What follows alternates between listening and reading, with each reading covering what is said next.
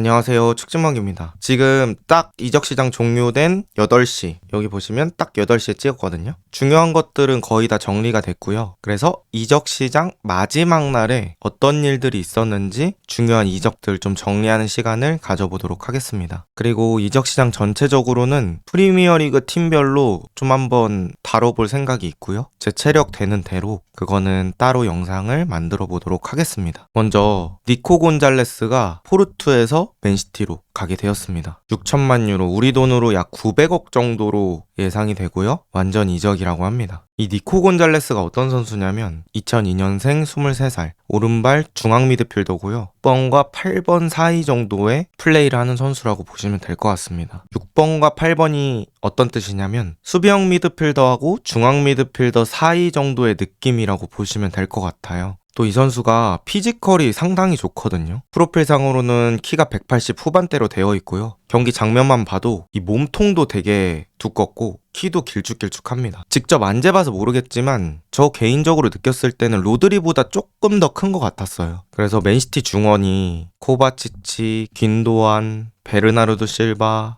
메가티, 사실 피지컬이 엄청 좋은 중원은 아니잖아요. 그래서 니코 곤잘레스, 맨시티에 없는 그런 유형의 선수다 라고 보시면 될 것 같고, 저는 이적에 있어서 없는 걸 좀 가져오는 게 중요하다고 생각을 하거든요. 물론 이제 있었던 유형을 강화하는 것도 중요하지만 없는 걸 플러스 해주는 게 상당히 중요하다고 생각을 하는데, 피지컬도 보완해주고 이 선수가 또 활동량 많고 태클도 잘하고 좀 쓸어줄 수 있는 유형이기 때문에 맨시티 중원의 에너지 고민을 좀 해결해줄 수 있는 유형이 아닐까라고 생각을 합니다. 최근에 맨시티가 지는 과정을 보면 대부분 비슷하게 지더라고요. 일단은 로드리가 없어서 지공을 할 때 오랫동안 소유권을 유지하는 게 좀 어려워 보이고요. 소유권을 유지하지 못할 때는 상대방이 역습 나가는 상황이 많아지겠죠? 그럴 때 경기 초반에는 괜찮지만 6, 70분 넘어가서부터는 맨시티 선수들, 특히나 중원의 수비 복귀 속도가 현저하게 감소하는 그런 영향들이 많았고요. 이런 맨시티의 약점을 아는 상대팀들이 자꾸 그런 식으로 싸움을 걸어오고 거기서 맨시티가 패배를 하는 경우들이 많았거든요. 귄도안, 더브라이너, 베실바, 코바치치 다 30대 넘은 선수들이기 때문에 또 1년 1년이 되게 크단 말이죠. 그 선수들한테는. 근데 로드리까지 없는 상황이다 보니까 그런 것들이 더더욱 부각이 되는 상황이라고 느껴지고요. 사실 맨시티가 마르무시 영입했고 또 센터백들도 영입했고 이것도 좋다고 생각을 했는데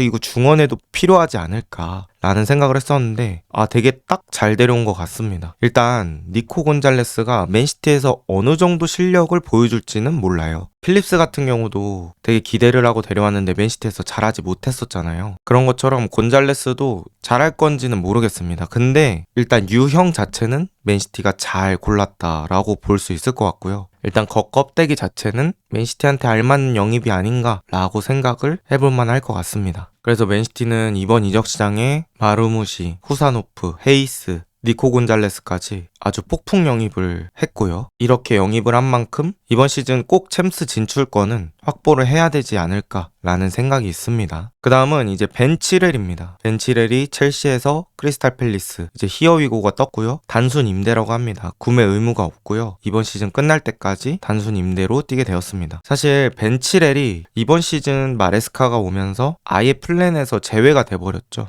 벤치에도 앉는 게 아니라 그냥 계속 명단 제외가 되면서 마레스카 체제에서는 아예 아웃이 된 모습이고요. 그럼에도 벤 치렐이 외부적으로 첼시를 욕한다든지 불만을 내비치는 일 없이 묵묵히 버텼다고 생각을 합니다. 이런 것들을 보면 마레스카가 되게 칼 같다 이런 걸 좀 느낄 수 있었고요. 저는 치렐이라는 선수가 보여줬던 고점을 기억하고 있기 때문에 저는 좀 축구를 잘한다고 생각하는 선수 중에 한 명이거든요. 근데 이 선수의 발목을 잡았던 건 항상 부상이었죠. 특히 리스 제임스, 벤 치렐 이렇게 두 명이 건강할 때는 항상 좀 첼시 성적이 괜찮았던 것 같은데 좌우 풀백들이 계속 부상을 당하니까 또 첼시가 힘든 시간들을 겪었었죠. 치렐은 부상 없다면 저는 상당히 다양한 툴을 가진 자원이라고 생각합니다. 5백에서 윙백도 가능하고 그냥 포백에서 풀백도 가능하고 또 킥력, 전진성, 오프더볼 이런 것들 다 괜찮다고 생각을 하기 때문에 팰리스에서 또 어떻게 사용될지가 궁금하고요. 찰로바도 팰리스로 임대 갔다가 다시 돌아와서 첼시에서도 좋은 모습을 보여주고 있잖아요. 그래서 또 축구선수 인생이 어떻게 될지 모르기 때문에 팰리스에서 부활하는 모습을 한번 또 기대를 해보도록 하겠습니다. 그 다음은 악셀 디사시고요. 디사시가 첼시에서 빌라로 희위고가 떴습니다. 디사시 역시 단순 임대, 구매 옵션 없고요. 이번 시즌 끝까지 임대를 한다고 합니다. 보면은 단순 임대가 좀 첼시가 많았어요. 이적 시장 마지막 날에. 각자 다 살 길을 찾아가는 모습이죠. 디사시는 찰로바 복귀하고 또 토신도 안정적인 경기력을 보여주고 있기 때문에 자리가 마땅치가 않은 모습이었고요. 사실 포체티노 때부터 디사시는 기회를 적지 않게 부여를 받았었는데 만족스러운 모습을 보여주지는 못했던 것 같습니다. 또 수비 집중력 불안했고요. 첼시가 입스위치 원정에서 패배할 때도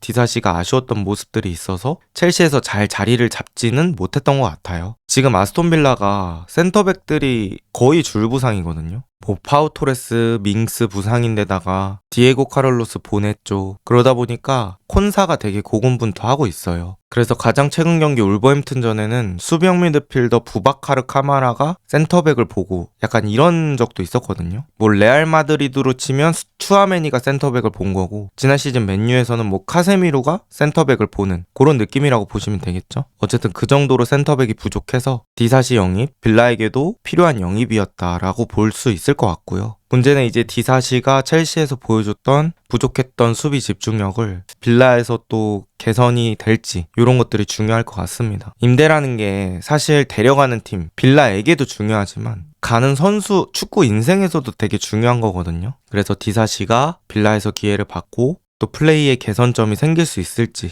기대를 한번 해보도록 하겠습니다. 그 다음에 주앙 펠릭스, 첼시에서 AC 밀란으로 가게 되었습니다. 이것도 단순 임대고요. 뭐 세부적인 내용이 좀 공개가 됐는데 이 임대할 때 500만 파운드의 비용을 이제 밀란이 지불한다고 합니다. 주급도 전액 부담이고요. 보면은 첼시 선수들 뭐 치렐, 디사시, 펠릭스 이런 선수들이 이번 마지막 날에 되게 임대로 많이 떠났던 것 같아요. 일단 펠릭스는 첼시에서 프리미어리그 선발 출전 3번밖에 하지 못했습니다. 그 정도로 주전에 많이 밀려있는 상태고요. 보통은 왼쪽 윙어 자리에 나오거나 아니면 공격형 미드필더 자리에 나왔었는데 산초에게 밀려서 많이 출전하지 못했습니다. 펠릭스도 나름 또 이름을 날렸던 선수잖아요. 그리고 있었던 클럽들도 뭐 바르셀로나, 아틀레티코 마드리드, 첼시 다 이름값 있는 클럽들만 다녔는데 부상도 없는데 요 정도로 출전 시간을 부여받는 거는 본인한테는 좀 받아들이기 힘들었던 것 같고요. 그래서 펠릭스 역시 조금 더 많이 뛸 수 있는 AC 밀란으로 갔던 것 같습니다. 그리고 펠릭스가 개인적으로 이탈리아 리그를 선호했다고 합니다. 그래서 펠릭스가 또 AC 밀란에서 어떤 활약을 보여줄지 기대를 해보고요. 그 다음은 마티스텔입니다. 제가 마티스텔은 영상으로 또 다루긴 했는데 마티스텔은 미넨에서 토트넘으로 일단은 단순 임대 형태로 넘어왔고요. 5,500만 유로의 구매 옵션이 있습니다. 만약에 계약을 하게 되면 6년 계약이 된다고 하고요. 텔은 지금 토트넘이 부상이 많기 때문에 필요한 자원이고요. 멀티 포지션 가능하고 또 본인에게도 출전 시간 많이 찾기 위해서 괜찮았던 결정이라고 볼 수 있겠습니다. 텔에 대한 자세한 얘기는 제가 또 영상으로 첨부를 해놨으니까요. 그 영상 보시면 좋을 것 같습니다. 어쨌든 마지막 날에 이렇게 텔의 결정이 있었다고 보시면 될 것 같고요. 이제 그 외에 주요 이적으로는 오카포가 AC 밀란에서 나폴리로 가고요. 베나세르가 AC 밀란에서 마르세유로 가게 되었습니다. 오카포는 윙어도 되고 톱도 되는 자원으로 알려져 있고요. 오카포가 가고 펠릭스가 오고 이렇게 AC 밀란은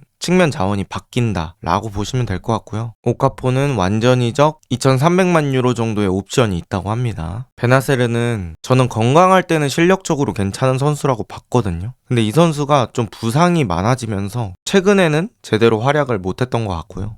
데제르비가 있는 마르세유로 가게 되었습니다. AC 밀란이 요번에 뭐 펠릭스도 데려오고 워커도 데려오고 이렇게 내보내는 선수도 있고 이적 시장이 꽤 다채로웠다고 볼 수 있겠네요. 사실 이번 겨울 이적 시장이 좀 초반에는 막 도파민 터지는 그런 것들이 많진 않았던 것 같아요. 근데 시간이 지나면서 이 후반에 엄청나게 몰아치는 그런 흐름이 있었던 것 같고요. 또 마지막 날은 역시 마지막 날답게 여러 가지 뉴스들이 많이 쏟아졌던 것 같습니다. 일단은 저 개인적으로 정리할 수 있는 거는 좀 간단하게 핵심만 한번 정리해서 말씀드려 봤고요. 어떤 선수가 좀 잘 될지 댓글에 남겨주시면 좋을 것 같습니다. 오늘 영상은 여기까지고요. 좋은 하루 보내세요.